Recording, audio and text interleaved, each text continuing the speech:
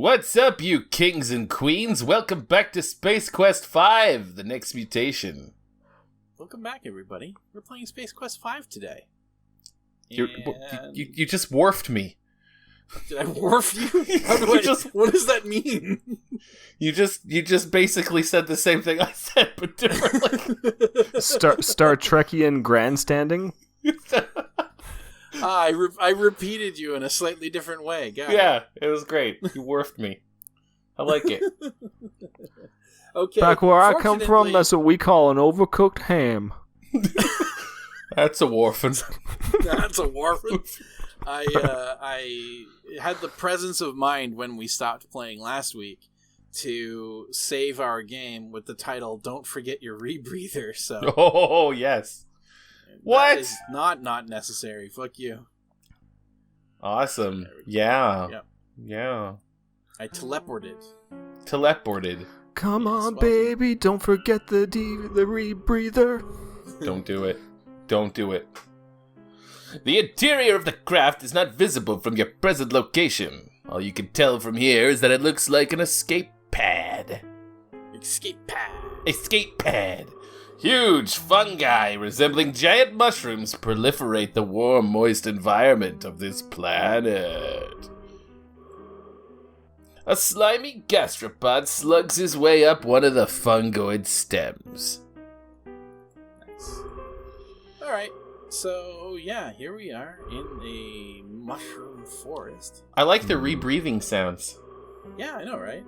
It's a nice little touch. So holy crap, guys. Yep. Like, people really took it to heart when we said, give us some more space questions. Oh boy. A lot of space questions. We have today. So many. So many. Well, why don't I get some action out of the way before we answer some space questions? Oh yeah, sure. Let us know when a good time would be for it.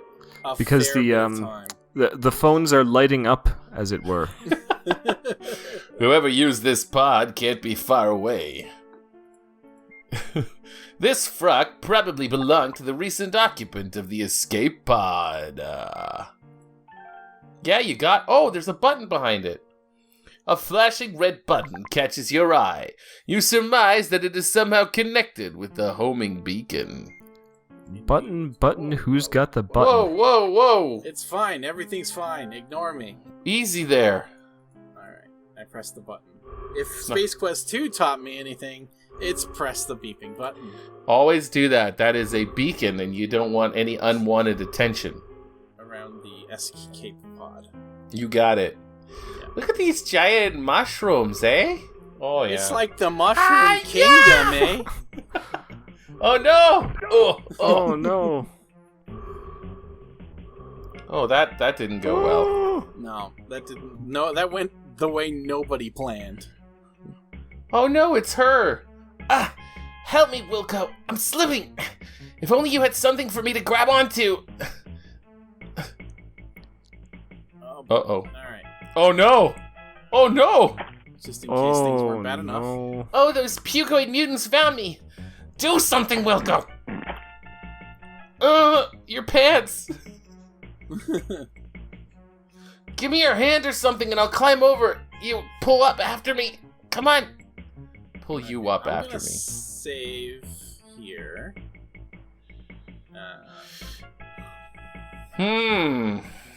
This is tense. It's a bad situation, yeah. It's a bad situation. So I'm just gonna let her die. No, don't let her die. This is actually one of the more clever death messages in the game, I felt. Your reach isn't long enough. Try something else. Wilco, I can't hold on much longer. Oh no. Or any longer at all. Oof. B is dead. In an alternate future, she would have born your son. In the future past of Space Quest 4, your son would have saved your life. But she didn't. So he couldn't. Therefore, you aren't. That's great. I liked that. Like, if you let Beatrice die in any of the scenarios in this, like, that is your death. And I was like, oh yeah, that's smart. Now, if you've never played Space Quest 4, this would make no sense to you, but There we go. All right, so let's fix this bad situation here. Give her the frock. Let her climb up over her frock. All right. Now, I would also die if I didn't realize that I had to do this. Flo, have Cliffy beam us out of here. It'll take a few moments to recalibrate the beam out coordinates, Captain. Just hang on for a minute. Oh, for fuck's sake, Flo, we don't have... That's what I had in mind. Uh-oh, Cliffy says your present orientation won't fit within the containment field of the transporter beam. There's a clearing a few meters from your position. Can you make it there? Do I have any choice? Ugh. Not really. Eureka out. All right. Oh no. I've done my due diligence. When is she gonna help you up? Well, they give you enough time to make the call, and then throw down the line. Because everything's on timer. Yeah. Or in Sierra games in general. I get it now. Thanks for the help there. It's great. Oh no! Oh no, mutants! Mutants! Oh! Very nice.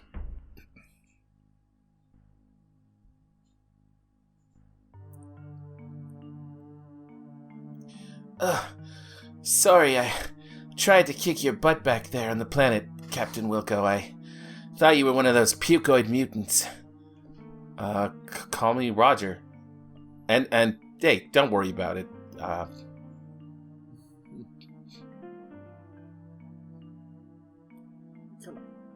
Come on. I'm afraid to click through. I know. It's the old Sierra, the old gotcha. Sierra whoopity-doo. The old pull the rug out. Just do it. I'll back your play. I don't think I'm gonna make it, Roger. One of those bastards nicked me with that awful primordial soup. Don't worry. We'll fix you up. There's gotta be a cure. I'm afraid not. The only thing you can do is slow down the mutations by putting me into cryogenic suspension. Beatrice, you're asking me to freeze you, and we were getting along so well. I must admit, I thought you were a real putz back at the academy, Roger. But you've turned out to be an okay guy. Maybe even more than okay. But we don't have any time for that now. I'm not going to make it, and the pucoids have to be stopped before they trash the entire Star Confederation. How? The Goliath could be parsecs away by now. We'll never catch them before they reach Starcon. They aren't going to get far without this. It's the Goliath's warp distributor cap. B, you're a genius. I know. Now put me in the cryo chamber. Quickly. Do it! What? He's Starcon! Oh, it's Ambassador Wankmeister. She escaped from the Goliath. Their entire crew has been infected by some strange substance and are turning into hideous pucoid mutants. We gotta get her stabilized before she turns into one herself. What should I do? I'm an engineer, not a doctor. You better do something quick. Oh, sir.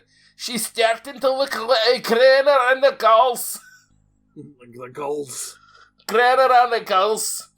Oh, boy. Well. We are still in a bad situation. It's a bad situation. Yep. Not gonna lie. It's Wow. The cryo chamber is currently unoccupied. Open that up. Let's go get Beatrice. Get your ass in there. B, stick her in. Bingo bango. Let's go take a look. She's so beautiful. The monitoring equipment indicates Beatrice is in very poor health. Very poor health indeed. Oh boy. Alright. Oh. Freeze. Shit. Cryo chef. Yeah, I know, right? This was one of the Oh, do you need a code for this? I think so. Yeah, in the book, I think of the game, they tell you that you need to get like 10 seconds cryo freeze. Wow.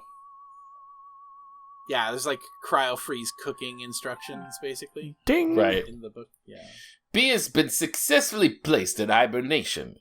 The mutation process has been slowed, but she's not out of the woods yet.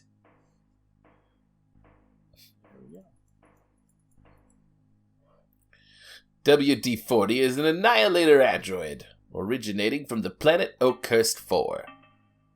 Alright, well, how's about we get a couple of space questions in before we call it a day? What a great idea. The real MVP of space questions is Julia. It's not a surprise. Yeah. She's full of them, which is good. First one. If you lived in the 24th century on Earth where money doesn't exist, what would you be doing with your time? If you didn't need to have a job, what would you do with your time? How about you, Andrew? Now, in the 24th century, are there starburst? Yeah. Yeah. Oh, absolutely there are. Okay, And well, not only I'd probably that, but just be they're sitting made with a around chewing sugar on a few of substitute. those, you know? That's it?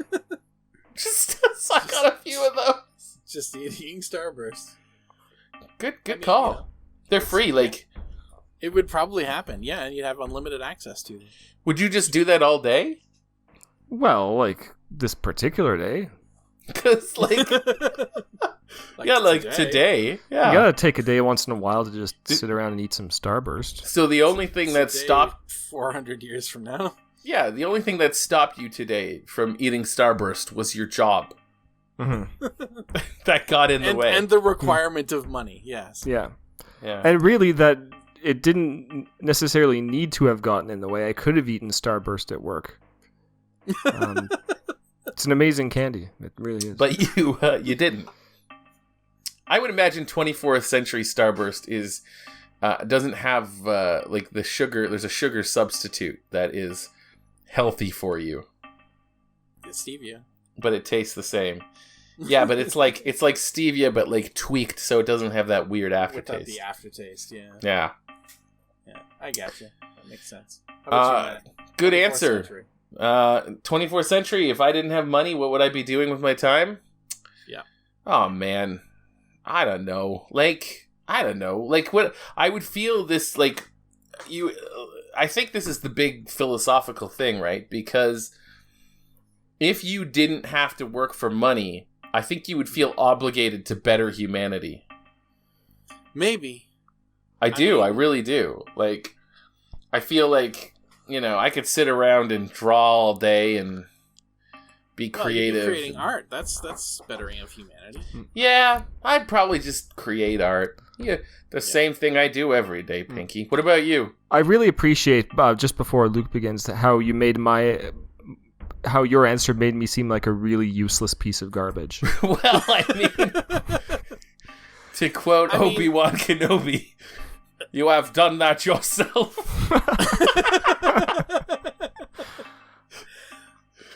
I mean, like, 24th century, we're talking about the Star Trek utopia. Honestly, like, I'd like to say that I would have the compulsion to better humanity, but I really don't have that. Yeah, but you would feel compelled to. Like, it would be another form of work. Like, yeah, you don't have to work for money. Like, yeah, maybe do video games, but, like, honestly, probably that same holodeck porn program we talked about before. Would we be working in the Holo? Would we be working in Holo? Like, would we do Holo programs? Oh, probably. Or maybe, like, building that weird, like, VR headset, like, weird funnel snake creature game that everybody got addicted to. Oh, yeah. That'd be perfect. Or, you could sit around all day and eat Starburst. So, yeah. So there's that. Or hang out in your holodeck porn program and eat Starburst. There's no wrong answers, guys. Yes, yeah, I'm going to amend my answer. I'm going to, I would chill out in the simulated Trimaxian drone ship and just eat some Starburst. So yeah, you'd basically relive Flight of the Navigator. Of course. Yeah, that's great. Except in your little bag, you'd have a bunch of Starburst. It's perfect. Mm-hmm. All right. Well, that was one space question, and that was a long one to answer. So. Was. Well, they're, All right, one more. You gotta invest your time in these questions. Yeah. Yes, one more. Go on. A science experiment has gone horribly wrong, throwing you slightly out of phase with our current dimension. For the rest of your life, would you rather be A, visible only, audible only, touchy touch only, or which 2 out of the 3? Oof. Oof. That's like a really interesting way to ask which sense you'd prefer to lose. Yes, well, it's which sense could people use to interact with Exactly. It's like everybody else would lose those senses. So, which of my qualities are the least offensive is really what this is asking. Yeah, I guess. Or, like, which ones could you live with? The funny thing is, like, 90% of people never really come into physical contact with you. So, like, if you were out of phase and just physically unable to, like, interact with other people, like, would you be able to interact with the world? I don't think so. Like a hologram? I think you would. Are you like Rimmer in Red Dwarf before he became Hardlight? I think you might have to take the touchy one just so you could eat and drink. Is that, like, would that be a thing? Well, because if you're out of phase with the current dimension and you can't touch anything, that means you can't eat or drink. That's true. So yeah. I think you'd have to have the touchy one. Could you smoke? Could you smoke a little? If you got them, So they either can't see you or can't hear you. Yeah, you have to pick one. Or, like, if we're picking both, if you're allowed to pick 2, and we need touchy in order to not die within, like, 36 hours or however long that takes. I think I'd be audible only. Yeah? Yeah. 36 hours is way too short. I'm going to go with visible only. A day and a half. Yeah. Visible only? Yeah. I'm a quiet guy anyway, so, it wouldn't be that different. I feel like if I had the option to turn it off, audible only would be a lot of fun. Hmm. Because it's just like, you could just, like, sneak up on people. Well, like, I think you could still have a relationship with the person if you're audible only. True. And I mean, like, you could have an intellectual relationship with somebody, but... Oh, no, you could have a physical one. You got touchy. You're there. They just can't see you. Like, just invisible, but otherwise... Yeah. Both, yeah. If you got the touchy and the audible, you could have, like, freaky, like, ghost sex. Ooh, like the movie. Ooh. You could be like that Patrick Swayze in Ghost. Or you could be like Kevin Bacon in Hollow Man. Well, that's probably not. I mean, like, in a less creepy way. He was a bad guy. He was a bad guy. Yeah, but you specifically brought that up. It was the only other example I could think of, man. Okay, we'll do more space questions next time, everybody. More space questions next week. Kevin Bacon from Hollow Man. God damn it. What about that Chevy Chase movie, Memoirs of Invisible Man? Oh, classic. You want to see that one? Box office bust, but classic. Oh, I know, right? Boy, the public got that one wrong. Bye, everyone.